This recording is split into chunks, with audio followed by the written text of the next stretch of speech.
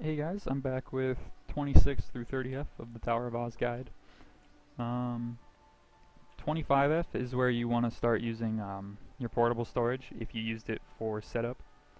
So in 25 you can take out obviously what you need for 26. So I'm going to take out 120 of these because that's probably what I'll need. I may need less, I may need more, I'm not sure. I shouldn't need more. If anything, I'll need less, but that should be fine. I'll take out 10 sand crystals for 29F, and then I'm going to take out 20 of these just in case I get knocked off and have to go up a second time in 34F. You do not want to take out the keys yet because they will be removed from your inventory as you go, but nothing else will of any of these. So you can go ahead and take them out now. You'll just take the keys out once you enter 33F. So then I'm going to organize my inventory a bit to make these easier to drop.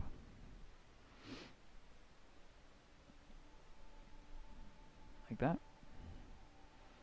And then I'm going to make sure that pet loot is off, because the 43F questions for 26F include how many times you summoned mobs using the altar, and then also how many times or how many slimes you looted while inside the stage. Since I already have all of these slimes, I do not have to loot any slimes, and therefore I can leave my answer as 0, assuming that my pet does not pick up any. So that is why pet loot is off. I'm just going to buff up here. If you'll remember from the setup video, we spawned 2 waves on the left side, so when I enter, I'll go ahead and clear out the left side of the map. And then after that, we will go ahead and spawn more waves using the slimes. So the goal here is just to kill 300 of these enemies. Every spawn you do at the altar with 10 slimes will spawn 20 enemies on either side. So killing all of these should get me to 40 since it was 2 spawns worth. And there you go, I'm at 40. Then we will spawn 2 more waves, dropping 10 and another 10. And that puts us at 2 summons right now, which we need to keep track of for 43. So let me kill these. I'm gonna try dragon blinking, and it worked. Kill all these. Then go back, and basically you just repeat this process until eventually you're finished. This floor is not kished. The kish would actually improve the spawn rate of those mobs at the top, but while it is a time save, it is not significant. So I don't really bother, because my kind of does not have that many Oz points to spare on setting up floors right now. I need to do an actual run with it to get more points. So we go. Fly over here. Drop 2 more. This puts us at 6 summons after these 2.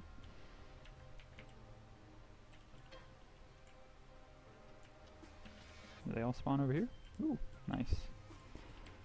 Double spawns are really convenient because you don't have to cross between the sides. You can just kill all of them at once like this. Which is why I try to set up a double spawn before I begin the stage. This will be 8 summons. Are they on the right again? Wow, nice.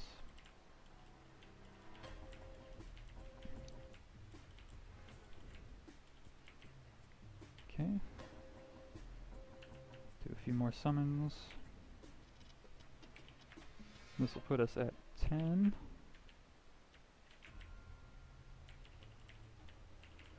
And we're split again. It's okay.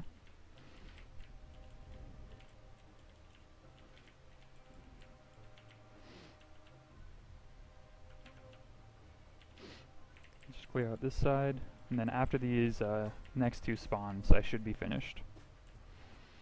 Something you want to be careful of is that if you take too long on this floor, Finley, which is something I actually forgot to describe in the intro, but if you take too long on any given floor, for the most part, Finley is a monkey, basically, a flying monkey that will show up and kind of just follow you around and do a lot of damage to you until you die. This floor is like a prime candidate for taking too long if you don't have good vertical mobility. So you want to be really careful that you aren't taking a ton of time, otherwise you will probably die to Finley. So 27F, it's another jump quest, and this one is entirely focused on those traps that I was talking about from 12F. Luckily, the same trick that we used on 12F works here. So, let me just record how many summons I did there. I think it was 12. There is no 43F question here, so you don't have to worry about that. And then I will just use this quest here. You can also use the reward point ones like we used in the 12F video. And just walk right through. So here you see there's like 5 paths, only one of them is correct. Here you kind of just go through. Here again, these ropes each count as a path. Then you pass.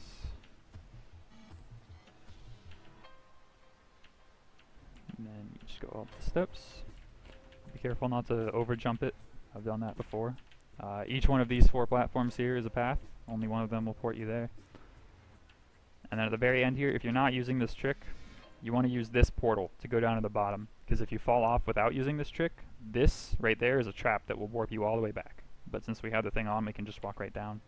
We have to cancel it to go in the portal. And that was 27F. It's very easy if you use the quest text thing right there. If not, it can take a while because you'll probably hit a few traps, most likely, and they will teleport you back every so often. 28F is another source of randomness, basically. You whack this tree at the top here, and it will spawn mobs, either pleads or snakes, on one of 6 platforms. So, top left, top right, and then mid left, or mid left, mid right, and then there's a bottom and both sides. You need to kill 3 waves of each type of mob, but it's random which type spawns. So you can get kind of unlucky and just spawn like a bunch of one type of mob, and you still have to kill like the 3 waves of the other. Here you basically just have to record how many times mobs spawned on each platform. It doesn't matter which type, just how many times mobs spawned.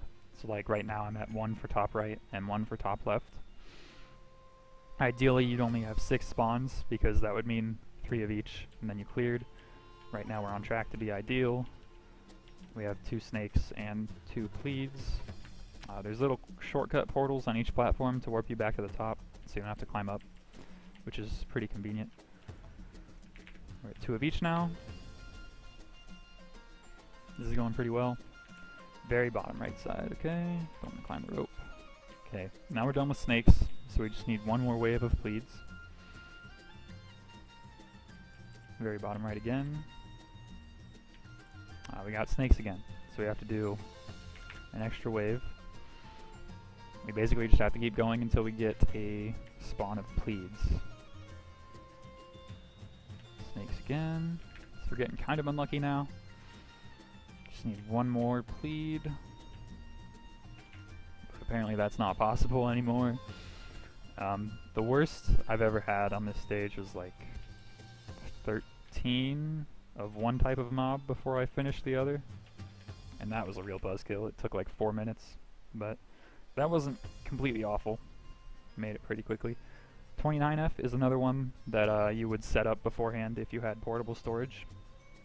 So I'll go ahead and do the setup version, but if not, you obviously kill these mobs to get the sand, which spawns the crystals, and then you use the crystals to guess the password. The optimal way to do this, if you have portable storage, is to have 10 crystals, even though the highest number of password could be 7. With 10, you can drop them in such a way that you can guess a lot of passwords at once, and it makes it significantly faster if it's one of those first few passwords.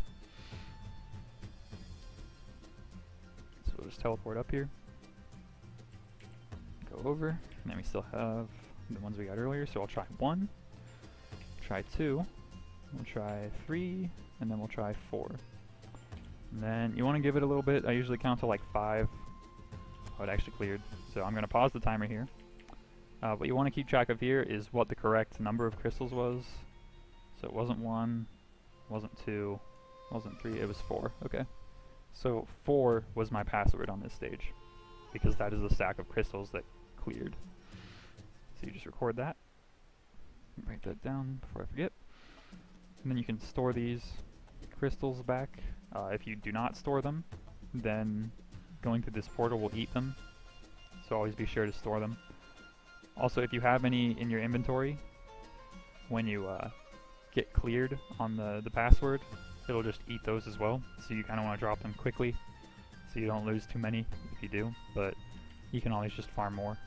It just costs more Oz points to get back in. I'm actually going to move this over a bit. And then turn pet loot back on because we have a boss next. So go ahead and buff up for that. This boss is more or less what I consider to be the first damage gate, which means that you need like a fair bit of funding to kill this guy. It's not like too bad, but it takes a while. Like my Kana had, it has like 1 mil range and it still takes like 3 minutes to kill this guy, so you want to be, I wouldn't say substantially funded, he just has a lot of HP. So it can take a while if you aren't capping, but if you are capping, it goes pretty quickly. So you get in, you jump down, you have to talk to this guy to spawn him, and then he'll spawn right here every time.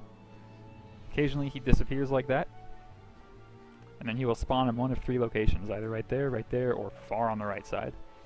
So you got kind of lucky that he spawned over here, otherwise you would have to walk all the way over.